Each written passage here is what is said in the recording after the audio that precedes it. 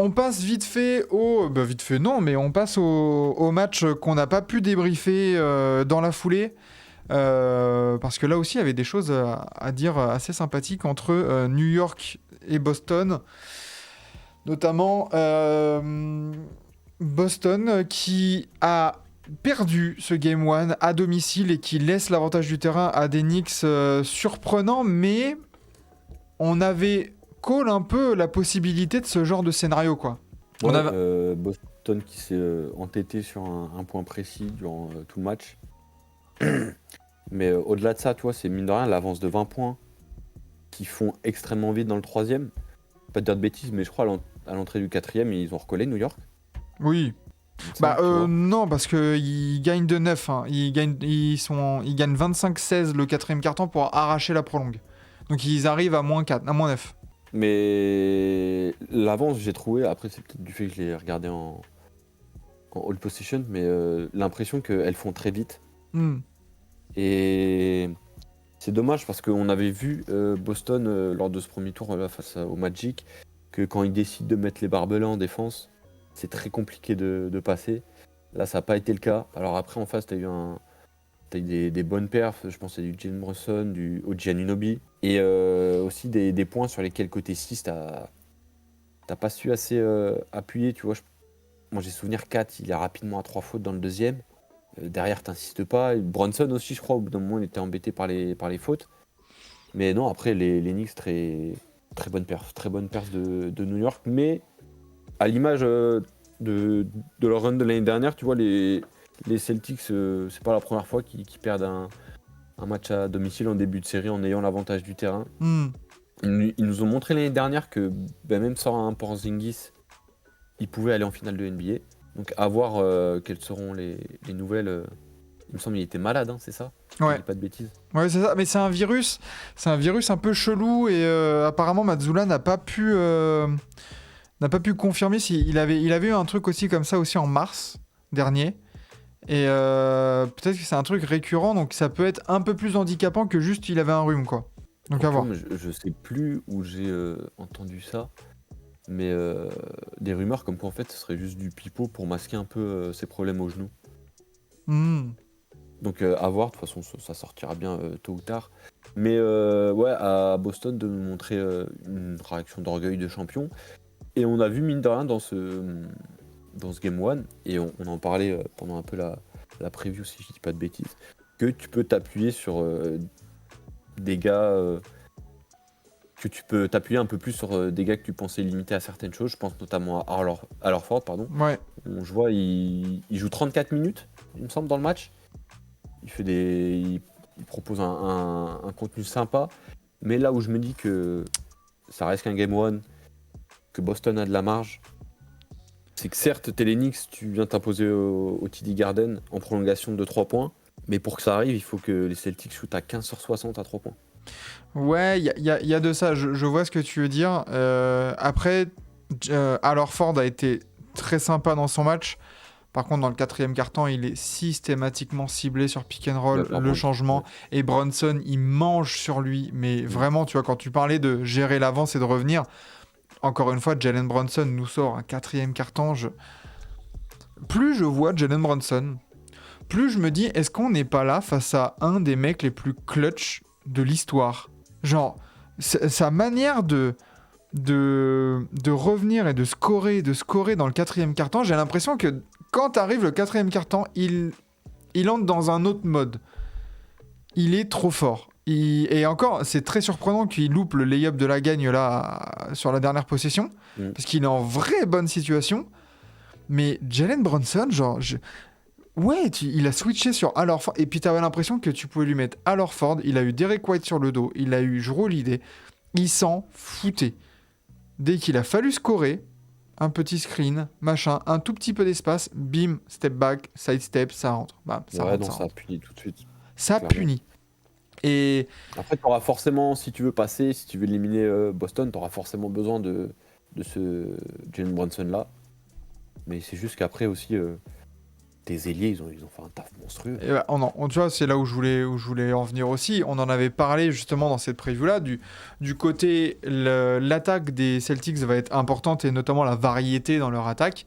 Mais du côté des Knicks, le facteur X, on l'avait identifié, les ailiers, là, tout ce qui est Mikal Bridges, Josh Hart et OG Anunoby, là, cette triplette, faut qu'elle soit au rendez-vous. Bah, Josh Hart, il a fait du Josh Hart, donc un peu de tout et de rien, 14 points, 11 rebonds, du Josh Hart dans le texte. Mikal Bridges, super important dans le clutch. Ça paraît pas comme ça, là, les 8 points, 6 rebonds, 7 passes, 3 interceptions, 2 contre, mais ça fait le taf. Et on a eu un OG Anunoby à 29 points, mais impérial OG Anunoby. Donc, Trop fort. et Il a quoi, 29 points, 29 points, ouais, meilleur marqueur de son équipe. Auteur de, tu vois, 6 sur 11 à 3 points, c'est magnifique. Tout ça pour masquer un peu aussi, tu vois, du côté des Celtics, on parle de, bah ouais, ils ont eu besoin de louper tant de tirs pour perdre.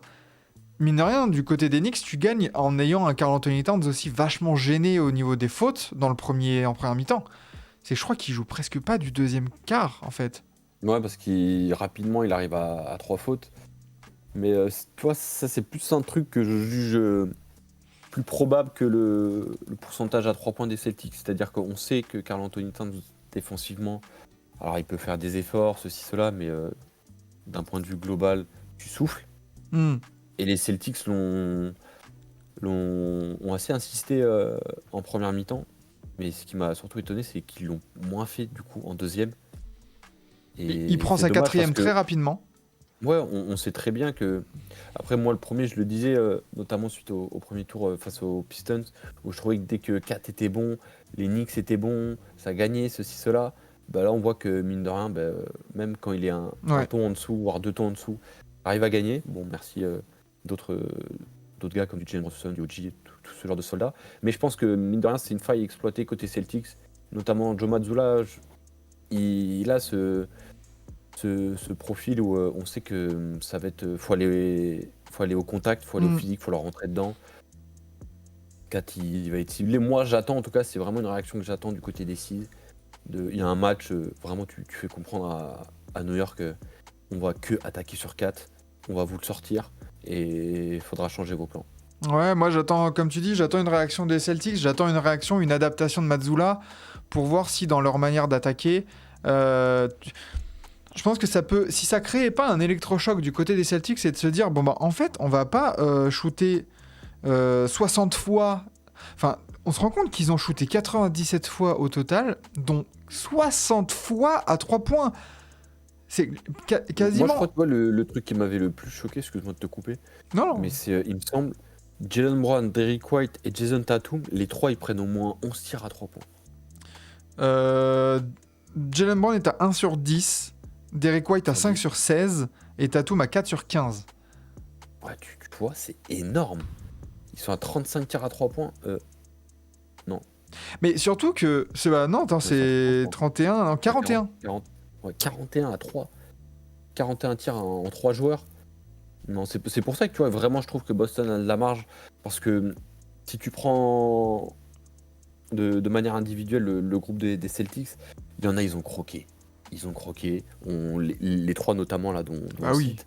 Et même Jrue Holiday à 2 sur 7, tu vois, genre... Moi ce qui me gêne... Mais, tu vois, on parlait aussi du problème de faute de Kat. Mais rapidement aussi, Brunson, il me semble qu'il peut être gêné par les fautes. Et sauf que les Six n'insistent pas là-dessus. Moi, ce qui me gêne, tu vois, surtout dans ces volumes qui ont été montrés par les Celtics, là, à 3 points, c'est que c'est même pas des joueurs qui sont vraiment des spécialistes à 3 points. C'est qu'on sait qu'ils peuvent en mettre. Il n'y a pas de souci. Mais quand tu vois des joueurs comme Tatum, Brown, Jrue Holiday, qui peuvent encore plus axer sur de la pénétration, sur du mi-distance, pourquoi tu t'entêtes à tirer à 3 points ? Genre, Jaylen Brown, 1 sur 10 à 3 points, c'est pas possible. Moi, tu vois, c'est plus sur Derrick White où ça m'a surpris. Et c'est qu'ils prennent autant de 3 points, en fait. 16 tirs à 3 points. Ouais, sur ce registre, c'est comme Tatum et Brown, c'est pas un grand spécialiste, mais il est capable d'en mettre beaucoup. de te sortir le Derrick White game où il te met un 6 sur 7 à 3 points. Mais de là à le voir tirer 15 ou 16 fois, non, j'étais surpris. J'ai trouvé que cette statistique-là était représentative du coup un peu du match offensif des Seas, où clairement ça a essayé de se reposer sur son talent. Ça n'a pas forcément voulu trop faire d'efforts ni trop réfléchir dans ce match. Mais résultat, tu te fais cueillir. Alors que de l'autre côté, tu vois, t'as même pas. Enfin, j'ai l'impression que t'as même pas forcé. Les Knicks ont pas eu non plus une réussite insolente. T'es plutôt bien, t'as fait ton match. Et encore, tu vois, je vois putain New York. Bon, après, à 3 points, je crois, ils ont mis dedans. Ils sont à 46% à 3 points. Ouais, tu vois. C'est quand même pas mal. Mais il y a eu, dans mon souvenir, il y a eu quand même pas mal de tirs assez ouverts. C'est que même la défense, même les rotations défensives des Celtics, j'ai trouvé en retard. En fait, ils sont pointés en retard, en fait, à ce match-là. Offensivement, ils n'étaient pas dans le bon rythme. Défensivement non plus. Et tu vois, encore, je vois la statistique de lancer franc. Heureusement que tu as fait un espèce de hack à Mitchell Robinson, là. Parce que New York est à 17 sur 31 au lancer franc. Donc, ils en laissent quand même 14 en route. Ah, c'est beaucoup. C'est beaucoup, et c'est pareil, c'est le genre de truc qui va peut-être pas se reproduire dans le game 2, 3, 4 et 5 du coup minimum peut-être. Ouais, je les ai trouvés. Ils ont moins pris soin du ballon aussi. Beaucoup de pertes de balles, je crois. 13, tu vois, pertes de balles pour Boston. Bon, 12 pour New York. Mais ouais, je les ai trouvés un peu amorphes en fait, Boston. Amorphe, ouais. Mais moi, là où j'attendais peut-être un peu plus, bon, après, on sait que quand un joueur a un talent offensif, il saura le mettre à profit, notamment dans ces moments-là, et notamment avec des joueurs de ce calibre-là. Mais tu vois, un Jalen Brunson qui vient à 29 points, qui est clutch, quand tu sais que le backcourt des Seas, c'est Derrick White, Jrue Holiday, ça C'est te dérange gênant. un petit peu. Alors, je peux comprendre, tu vois, où on va toujours dire, oui, mais le talent offensif battra toujours le talent défensif. En 1 contre 1, tu peux pas arrêter les mecs, ceci, cela, j'entends. Mais en fait, c'est pas comme si c'était un seul mec qui s'était collé Jalen Brunson toute la soirée, tu vois. Où tu te dis à la fin, Peut switcher. voilà, il est essoufflé. Exactement, tu vois, t'as cette possibilité. Et puis, après, j'ai pas forcément d'autres gars sur lesquels tu pourrais envoyer, parce qu'au niveau de taille, de la gabarit, c'est pas forcément compatible. Mais en tout cas, t'as 2 défenseurs que je pense on peut juger sans trop de scandale, des défenseurs élites. Oui. Et malgré ça, tu te prends un... En fait, c'est la fin de match aussi. La fin de match, tu vois, on sait, et tu l'as dit, que Jalen Brunson est un joueur clutch. Il n'y a pas de surprise. Mais quand t'es ces 2 gars-là, Derrick White et Jrue Holiday, puis surtout, c'est les 2 gars, je trouve, capables de... un peu, pas forcément vocalement, mais de semer un peu une révolte aux Seas, histoire de dire, les gars, là, on joue à l'envers, Ouais. on est en train de forcer à 3 points, c'est pas du tout ce qu'il faut faire. Et du coup, comme on le disait, à l'image de Derrick White qui en prend 15 ou 16, c'est pas possible. Tu vois, là, en deuxième mi-temps, sans compter l'overtime, ils mettent que 39 points, les Celtics. Ah oui, non, mais c'est que dalle. Ils en mettent 35 dans le deuxième. Non, c'est que dalle. Et tu l'as dit, notamment, tu vois, sur le côté défensif et la capacité à switcher. Même dans le 5 majeur, on peut dire qu'il y a 3 joueurs vraiment capables de switcher sur Jalen Brunson, avec Jalen Brown, tu vois. Jalen Brown est capable de suivre, est capable d'imposer aussi un duel physique. Et résultat, ça n'a pas été le cas. Et peut-être, encore une fois, Mazzulla, est-ce que... Ouais, t'avais pas trop de choix, mais tu vois, quand tu vois que Jalen Brunson commence à s'amuser avec Al Horford et t'en mets 2 de suite à 3 points, est-ce que fallait pas le sortir? Est-ce que tu t'adaptes pas aussi et tu dis, bon, attends, Al, merci, mais pour l'instant, là, ils font que du all-in Brunson, et tu te fais cibler, je te mets de côté et je fais rentrer un mec un peu plus... tu vois, fais-moi rentrer du Peyton Pritchard et tu t'adaptes. Tu switches tout. Je joue small ball du coup derrière. Tu joues beaucoup plus small ball, mais résultat, je crois que sur 3 à 4 possessions de suite, c'est switch sur Al Horford et Brunson après il cook, soit c'est du point, soit c'est de la passe décisive. Et tu vois, j'étais en train de me faire une réflexion. où là, les 6 se font attraper un premier tour assez facile. Les Cavs se font attraper après un premier tour facile. Les Wolves se font attraper. C'est un premier tour un peu moins facile que les autres. Le Thunder s'est fait attraper après un premier tour facile. Là, clairement, pour les Celtics, les playoffs commencent réellement maintenant. Ça y est, t'as perdu le premier match. Là, si tu te fais sortir par New York en demi-conf, sachant qu'en plus t'es champion en titre, attention. Donc moi j'attends vraiment une réaction des Seas, que ça soit notamment défensivement, premièrement, et après offensivement, plus d'alternance, tu vois. Qui shoot énormément à 3 points, ça me dérange pas. Écoute, Oui. ça a été leur jeu, ça a été leur jeu toute cette saison, ça l'a été une bonne partie l'année dernière. Et après, il n'empêche que je maintiens sur ce qu'on avait dit lors de la preview, c'est certes New York a gagné ce match-là, mais je les vois pas le faire 4 fois. Le faire 4 fois, à mieux shooter que les 6 et surtout voir Boston s'entêter autant à 3 points. Bah, c'est ça, comme tu dis, tu peux shooter un peu, tu peux shooter vraiment à 3 points, mais pas que ça représente les 2 tiers de tes tirs pris, quoi. Enfin, genre, c'est beaucoup trop, beaucoup trop. Voilà pour cette défaite en overtime face à New York. Écoutez, ouais, pour moi, c'est un duel Porzingis-Towns, la série, plus que les arrières.